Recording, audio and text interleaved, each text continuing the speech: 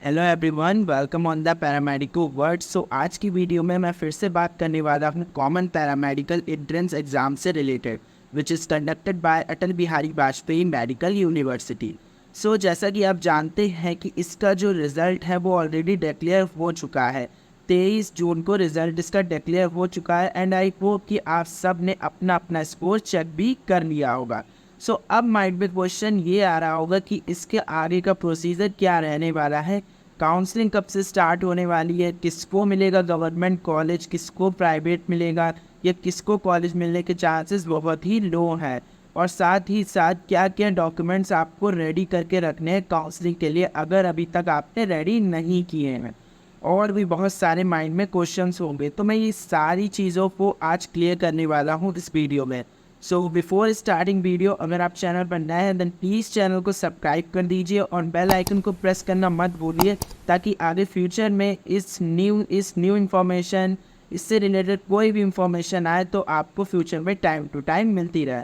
तो चलिए ज़्यादा टाइम ना वेस्ट करते हुए लेट्स बिगिन दिस वीडियो।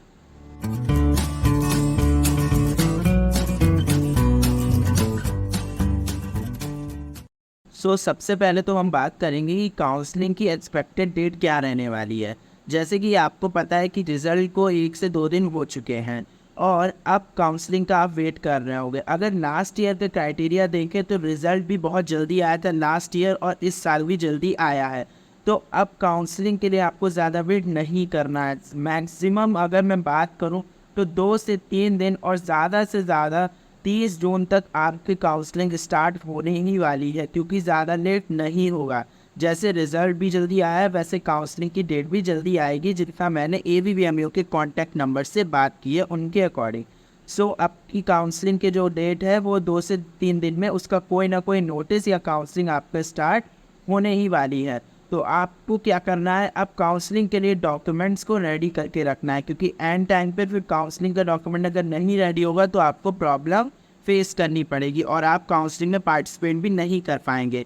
मैं सारे डॉक्यूमेंट्स को क्लियर कर देता हूँ कि कौन कौन से डॉक्यूमेंट काउंसलिंग के लिए रिक्वायर्ड होंगे। जो आपका फर्स्ट डॉक्यूमेंट है काउंसलिंग के लिए वो है आपका क्या है, रिजल्ट ज़रूरत होगा। जो भी आपका रिजल्ट आया है उसका प्रिंट आउट ज़रूरत होगा। सेकंड, आपका एडमिट कार्ड की आपको ज़रूरत होगी। थर्ड, आपको आपकी रजिस्ट्रेशन आपने जो कराया होगा उसकी स्लिप ज़रूरत पड़ेगी। फोर्थ क्या होगा, आपको अपने 10th और 12th की मार्कशीट विद सर्टिफिकेट ज़रूरत पड़ेगा।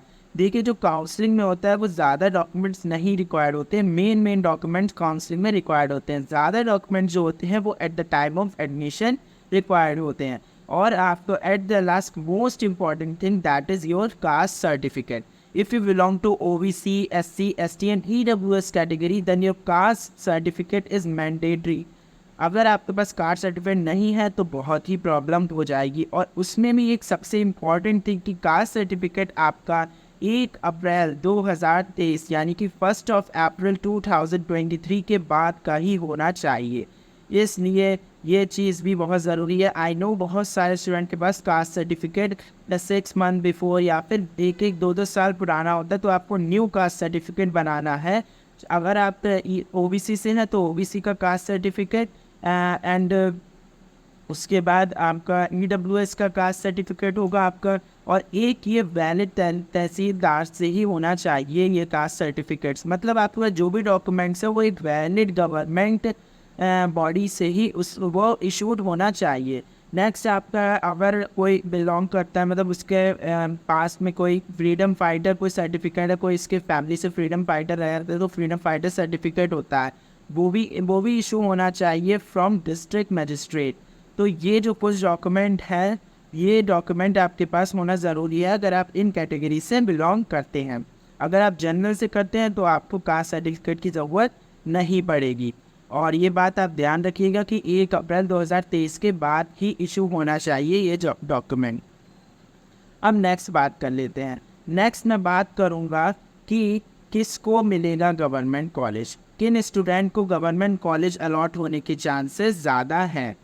अगर मैं बात करूँ गवर्नमेंट कॉलेज अलॉट, उससे पहले एक इम्पॉर्टेंट चीज़ की बात कर लेते हैं कि इसमें कितने गवर्नमेंट कॉलेज हैं और अब मतलब कुछ ऐड हुए हैं या नहीं हुए, और टोटल कितने कैंडिडेट ने इस साल पार्टिसिपेट किया था इस एंट्रेंस एग्ज़ाम में।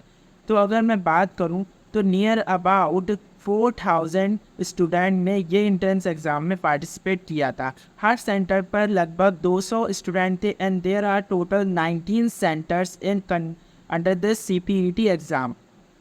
तो लगभग आपके 4000 के नियर अबाउट कैंडिडेट ने पार्टिसिपेट किया था। लास्ट ईयर से ज़्यादा इस ईयर स्टूडेंट ने पार्टिसिपेट किया था। और अब मैं बात कर लेता हूँ कि कितने गवर्नमेंट कॉलेज हैं। तो आपको मैं बात करूँ तो टोटल इसमें 5 गवर्नमेंट कॉलेज ऐड ऑन हो चुके हैं। लास्ट ईयर की बात करूँ तो ओनली 2 गवर्नमेंट कॉलेज थे, बट इस साल 5 गवर्नमेंट कॉलेज ऐड हो गए हैं। बट सब में कोर्सेज वेरी कर रहे हैं, किसी में कोई कोर्स अवेलेबल होगा, किसी में नहीं अवेलेबल होगा। आपको उसमें अप्लाई करना होगा, जिस कोर्स में आप एडमिशन लेना चाहते हैं उस कॉलेज को ही आपको प्रायोरिटी देनी पड़ेगी। तो अगर मैं बात करूँ फर्स्ट कॉलेज है दैट इज़ STPGI लखनऊ। तो ये भी पहले तो इसका एग्ज़ाम अलग होता था, बट ये भी अब अंडर आ गया है। ABPMU पैरामेडिकल एंट्रेंस एग्ज़ाम के अंदर ही आ चुका है और इसमें भी आपके अलग अलग कोर्सेस हैं जो आपको स्क्रीन पर दिख रहे होंगे। नेक्स्ट मैं बात करूँ, नेक्स्ट है KGMU लखनऊ। KGMU लखनऊ में भी सिर्फ पहले तो इसमें कोई भी बैचलर कोर्स नहीं था, अभी तक एक कोर्स अब बैचलर का ऐड हो चुका है that is BSc in radiology. So यहाँ से जो स्टूडेंट BSc इन रेडियोलॉजी करना चाहते हैं उनके लिए बहुत ही अच्छी अपॉर्चुनिटी आई है कि वो KGMC में ले सकते हैं अगर उनका स्कोर अच्छा गया है। नेक्स्ट आपका है UP-UMS सफाई इटावा। ये यहाँ पर भी काफ़ी सारे कोर्सेज हैं, पहले इसका अलग एग्ज़ाम होता था बट अब ये भी इसके अंदर आ चुका है। इसके भी जो भी कोर्स अवेलेबल है वो आपको स्क्रीन पर शो हो रहे होंगे। नेक्स्ट आपका जो कॉलेज है that is Homi Bhabha cancer hospital. इसमें भी आपके 2 कोर्सेज अवेलेबल हैं that is bachelor in medical laboratory sciences and bachelor in body technician. Next and last आपका जो कॉलेज है that is LPS which is situated in Kanpur. So यहाँ पर भी एक कोर्स अवेलेबल है अभी तक। न्यू ब्राउचर आएगा तो शायद कोई कोर्स इनमें से वेरी कर सकते, चेंजेस आ सकते हैं, एड ऑन हो सकते हैं।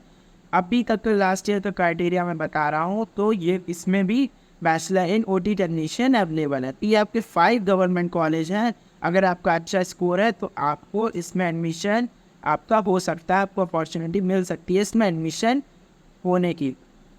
नेक्स्ट आपकी बात है सीट्स की। अगर मैंने लास्ट वीडियोस में प्रीवियस वीडियोस में भी अपना बताया कि इसमें टोटल कितनी सीट्स हैं, सीट्स की मैं बात करूं तो इसमें टोटल सीट्स है, गवर्नमेंट की मैं बात करूं तो गवर्नमेंट सीट्स जा रही हैं लास्ट ईयर से काफ़ी सीट्स इंक्रीज़ कर गई हैं। Near about 150 plus government seats हो गई हैं। हम इसमें सारे कोर्स को मैं ऐड ऑन कर रहा हूँ, सारे कोर्स की सीट्स को ऐड ऑन करें अगर तो नियर अबाउट 150 प्लस सीट्स होंगी। रेस्ट सीट मैट्रिक्स जब आएगा तभी एक फाइनल इंफॉर्मेशन आपको मिल पाएगी, वो भी मैं अवेयर कर दूँगा आपको वीडियो से।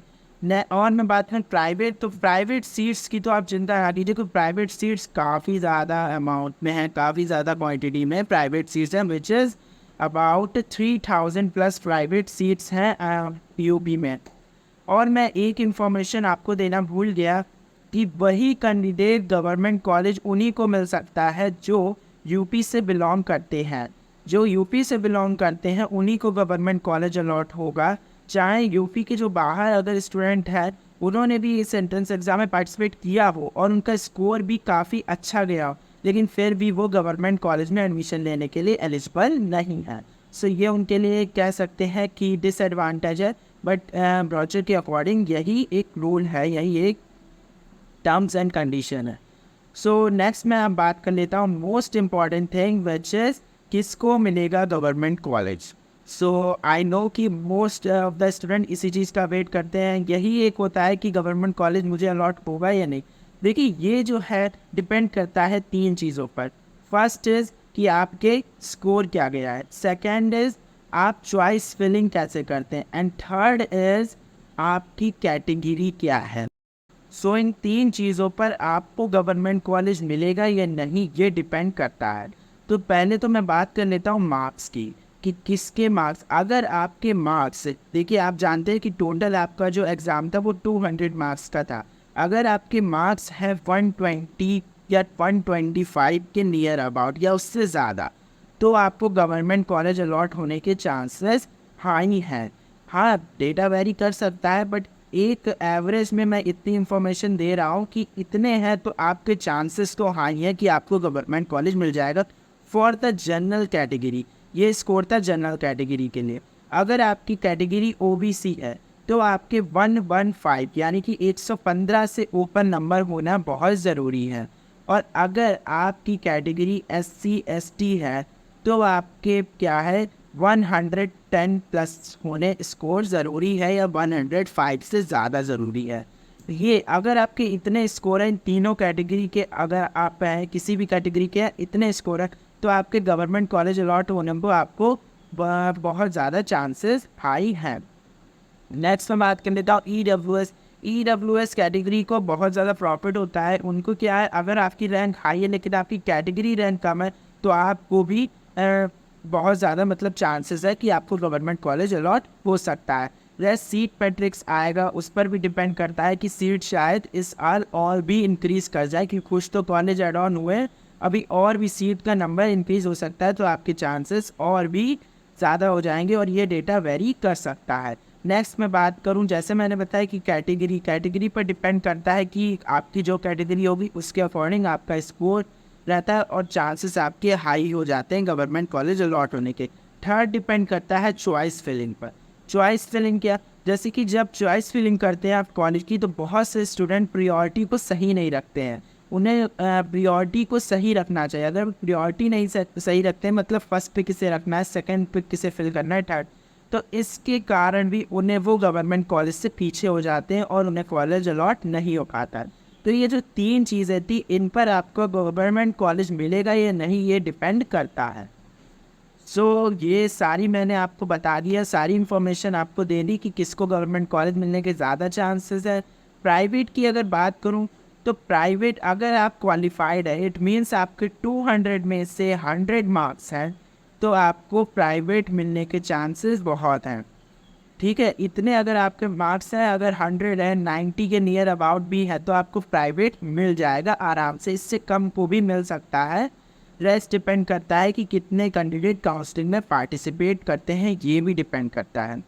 सो आई होप कि मैंने आपको सारी इन्फॉर्मेशन दे दी है। कोई डाउट अभी भी रह गया है तो please put your doubts in the comment box में मैसेज करें, मैं पूरी कोशिश करूँगा आपका क्वेश्चन का आंसर दूँ।